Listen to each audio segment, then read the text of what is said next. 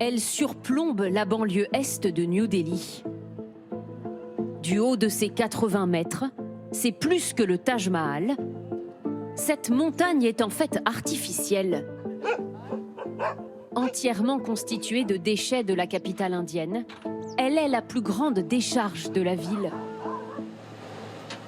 Chaque jour, un incessant balai de camions vient alimenter ce monstre de détritus. Un décor d'apocalypse dans lequel Cher Rahman travaille depuis qu'il est enfant. Tout ça, vous voyez là, c'est du plastique. Donc je ramasse. Tout ça, je le prends. Pour 3 € par jour, à peine de quoi nourrir sa famille, il collecte ici des déchets, tout ce qui pourra se revendre ou se recycler. Nous sommes des gens pauvres.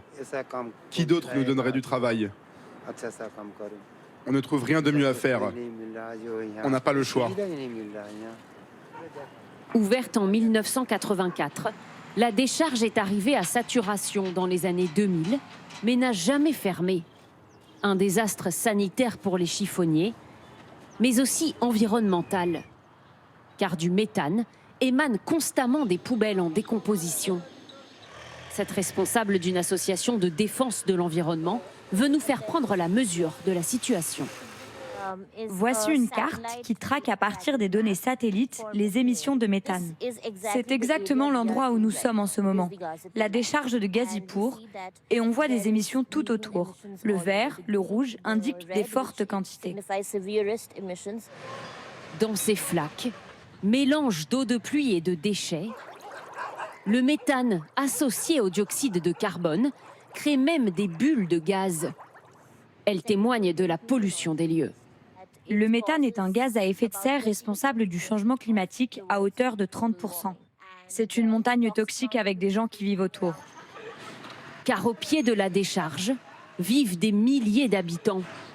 Des personnes âgées, des familles, des enfants, victimes de ce gigantesque tas d'ordures et de cet incinérateur à déchets. Les habitations sont constamment recouvertes de résidus de brûlis. Est-ce que tu as pris tes médicaments? Oui, ce matin. À 62 ans, cette femme est atteinte d'une infection au poumon et doit suivre un lourd traitement. Depuis sa sortie de l'hôpital, c'est sa belle-fille qui prend soin d'elle. Quand ils rejettent de la fumée, nous avons des problèmes respiratoires et des maux de tête. Alors nous fermons tout et mettons des rideaux pour calfeutrer la maison.